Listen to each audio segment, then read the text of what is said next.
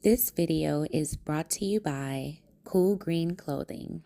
I'm switching lanes so much, man. They can never get behind me, man. Yeah, I'm taking it all away, man. I ain't playing with them, man. One thing is the key, man. It's consistency, man. It don't matter, man, how good the product is, man. If you ain't out there, man, to get rid of it, man, the supply to demand, man, you going down, man. You in it for nothing, man. Get with me, man. I'm starting a whole league, man. Get with me, man. Get with the winning team, man. Cool Green Clothing. We going all the way, and we coming straight out of Baltimore. What is going on, YouTube fam? This your boy Tony 2 times, and we back with another episode of the Baltimore Way, man. Before I start, be sure to tap that like button. You definitely gonna want to watch this video to the end to hear all the details in the case and to get the full story. If you're new to the fam, be sure to subscribe, hit that notification bell for future uploads. Let's get right into the story. Street laws and justice. The same way police and courtrooms deal with cases and give out sentences and charges, ironically, the streets does the same.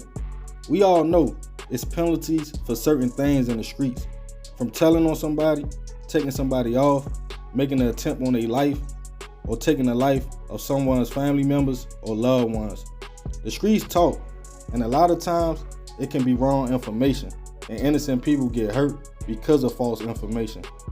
But I have heard of situations that someone loses a loved one to the streets and no one gets jammed up for the hit, so the family member of the victim spends time, sometimes even years, searching for their family member's killer to get payback. The thing about that is you just never know if you are targeting the right person. As we all know, the streets are cruddy.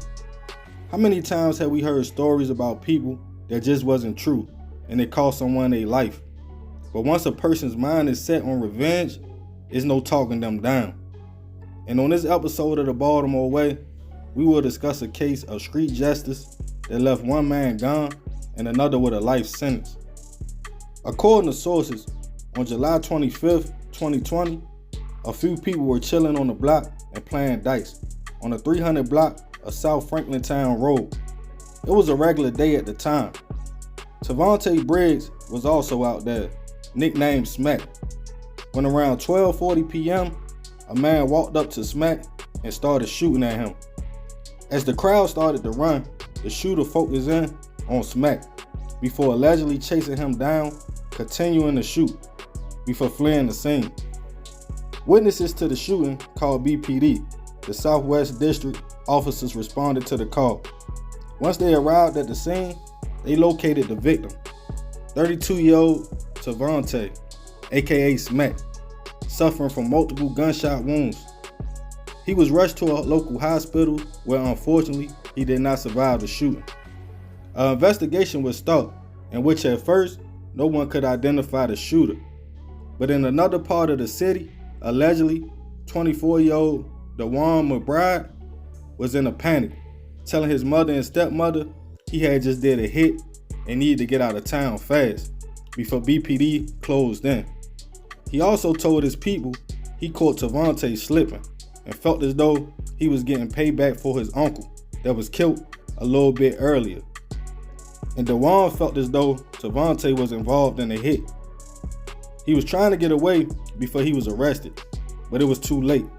Same way information got back to DeJuan about Smack allegedly having something to do with his uncle, now the streets was talking, placing DeJuan at the crime scene as the alleged shooter.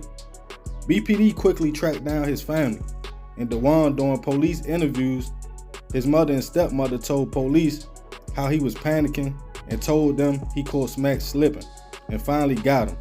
At first the information was just hearsay until cell phone towers placed DeJuan at the scene of the crime, also ballistics evidence. DeJuan was arrested and charged with murder, handgun violations, and other charges. He was given a no bail and stayed locked up at Central Bookings all the way until the trial date.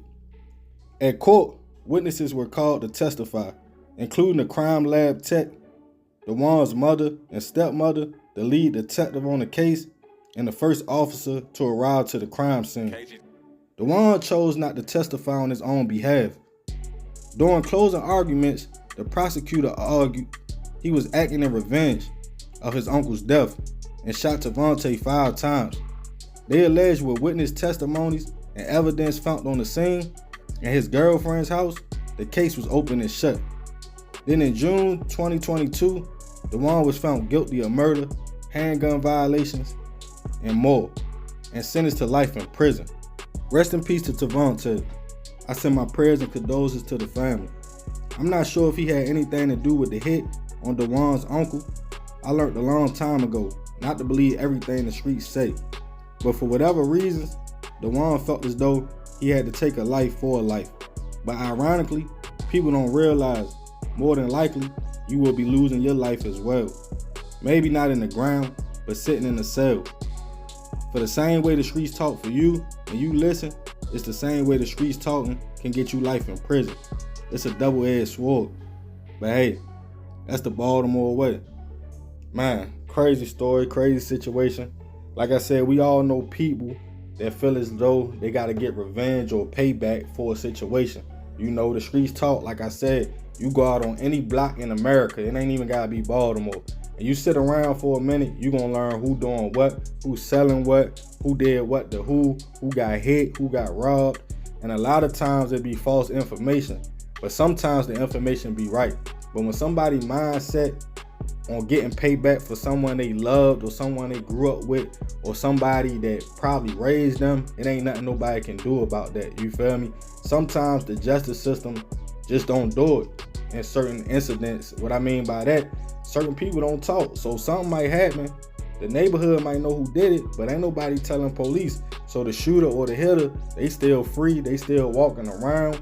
And a lot of people be like, oh, that's Joe who did such and such. So yeah, he did this.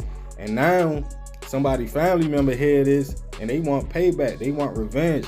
They not even investigating to make sure that the facts of the matter is true. They just feel as though, okay, the street saying yo did this, so now I'm gonna pull up on them and I'm gonna do this.